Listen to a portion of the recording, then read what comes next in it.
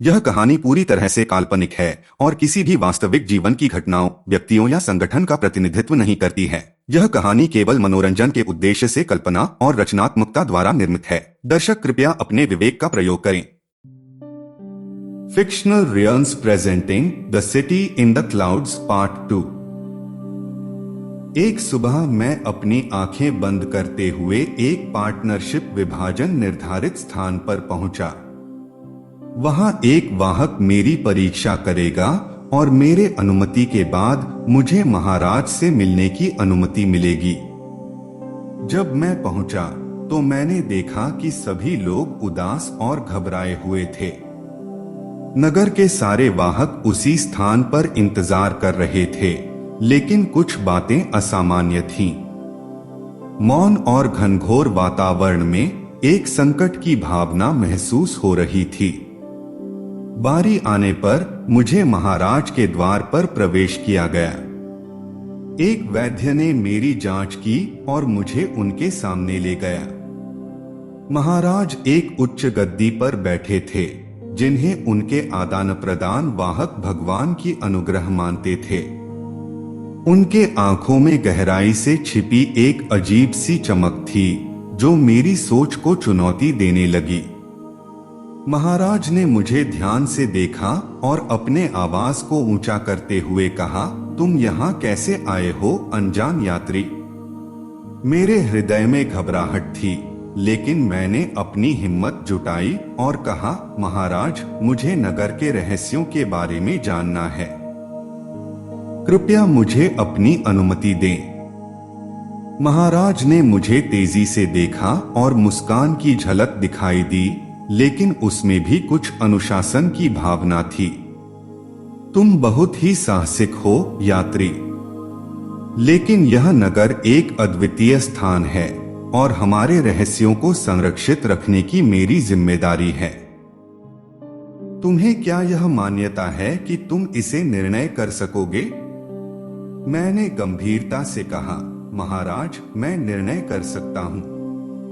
मेरी इच्छा है कि मैं इस नगर के विशेषताओं को समझूं और सच की तलाश करूं। महाराज ने मुझे कुछ समय के लिए विचारने के लिए छोड़ा और फिर बोले, ठीक है यात्री, तुम्हें एक मौका देता हूं। तुम्हारी यात्रा शुरू हो चुकी है। परंपरा के अनुसार तुम्हें मेरी आवश्यक सेवाओं का उपयोग करना होगा। जब तक तुम्हारी यात्रा समाप्त नहीं होती, तुम्हें मेरे प्रशासनिक सेंटर में रहना होगा। यहाँ पर तुम्हें आवश्यक संसाधन और ज्ञान प्राप्त होंगे। मैं अनुमति लेते हुए कहा, धन्यवाद महाराज, मैं आपके प्रशासनिक सेंटर में रुकने के लिए तत्पर हूँ। इस प्रकार मेरी यात्रा आगे बढ़ने वाली थी। मैंने नगर के रहस्यों को सुलझाने के लिए अपने आप को महाराज के अधीन कर दिया था। क्या मुझे सच की खोज में सफलता मिलेगी? क्या महाराज नगर के गहरे रहस्यों की पर्दाफाशी करेंगे? या क्या मेरी यात्रा मुझे एक अद्भुत स्वर्गीय समाज के अंदर चौंकाने वाली सच्चाई का पता लगाएगी? सभी उत्तरों की प्राप्ति के लिए मैं अपनी यात्रा पर अग्रसर था। रहस्यमय प्रशासनिक सेंटर में रहते हुए मैंने नगर की उच्चतम तकनीकी और वैज्ञानिक ज्ञान के बारे में सीखना शुरू किया। यहाँ पर एक विशेष विभाग था जहाँ नगर के विभिन्न पहलुओं का अध्ययन किया जाता था। मैं चंदनवन में वनस्पति विज्ञान की शिक्षा प्राप्त करता था, जहाँ अनोखे पौधों और उनके गुणों के बारे में सीखा जाता था। उनके अनुशासन पूर्वक बगीचे में विचार विमर्श करने का अवसर भी मिलता था।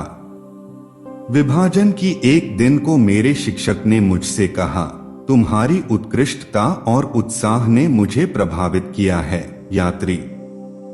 मैं तुम्हें नगर के गहरे रहस्यों की एक अद्वितीय जगह दिखाने के लिए अनुमति देने का निर्णय किया हूँ। तुम्हें तैयार रहना चाहिए, क्योंकि यह केवल निर्देश के रूप में दिया जा सकता है। मेरे मन में उत्साह उमड़ आया। मुझे यह अवसर मिलने वाला था जब मैं नगर के सच के आसपास घूम सकता था। इस नए अनुभव के लिए तत्पर होकर मैं शिक्षक की ओर ध्यान केंद्रित कर रहा था। उन्होंने मुझे एक पुरानी पुस्तक दी और कहा, यह पुस्तक तुम्हें उस स्थान के राज का पता लगाने में मदद करेगी। अपनी यात्रा के लिए तैयार रहो और यह यात्रा आरंभ करो। उस पुस्तक के पन्नों को पलटते पलटते मैं नगर के नए पहलुओं के बारे में पढ़ने लगा। यहाँ पर एक अद्वितीय पुरानी जुबान का प्रयोग होता था जो नगर के अलग अलग विभागों के बीच संवाद स्थापित करने के लिए इस्तेमाल की जाती थी। एक सुंदर दिन मैंने नगर के उच्च भाग में जबरदस्ती जाने का निर्णय लिया। उच्चतम स्थान जाने के लिए एक खुदरा रास्ता मुझे पार करना पड़ा, जहां ऊंची हवाएं और घने बादल मेरी दृष्टि को छिपा रहे थे। जैसे ही मैं ऊंची सीढ़ियों पर चढ़ा, मेरे सामने आगे एक आकर्षक दृश्य खुला।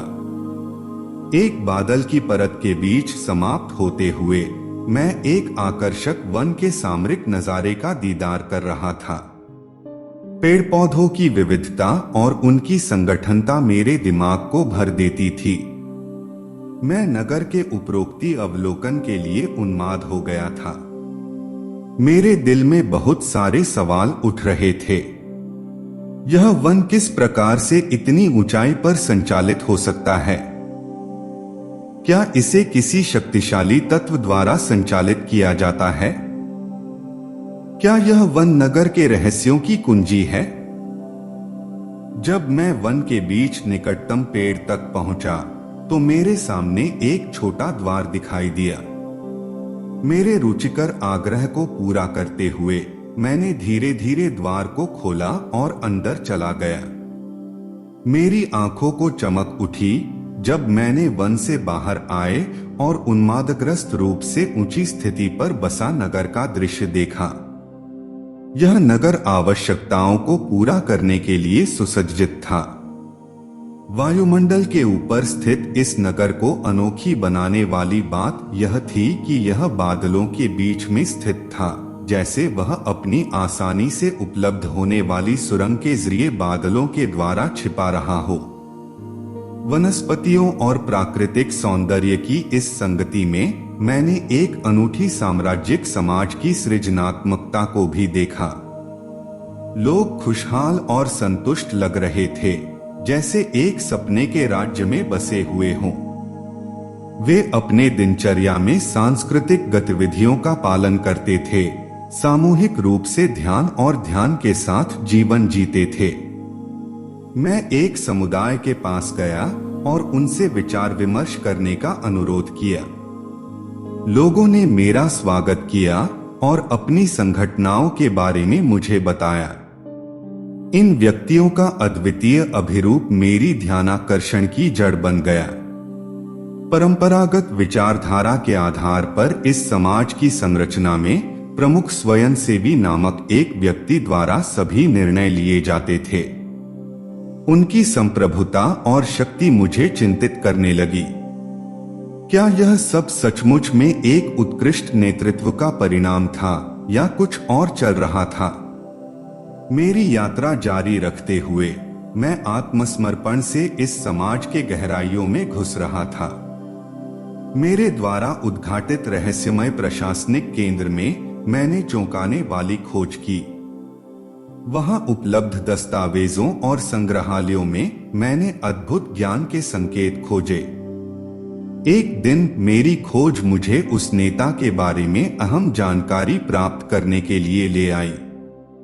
उनकी प्रतिष्ठा और शक्ति सभी को वश में करने में सहायता कर रही थी, लेकिन यह बात मेरे पहले समझे हुए अनुमान से अधिक हद तक जा रही थी।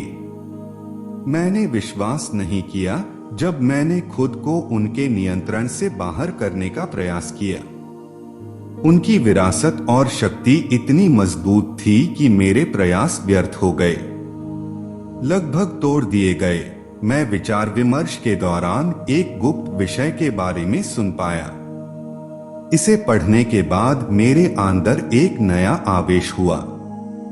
शक्तिशाली लोगों के द्वारा गोपनीयता के साथ नगर का प्रबंधन किया जाता था।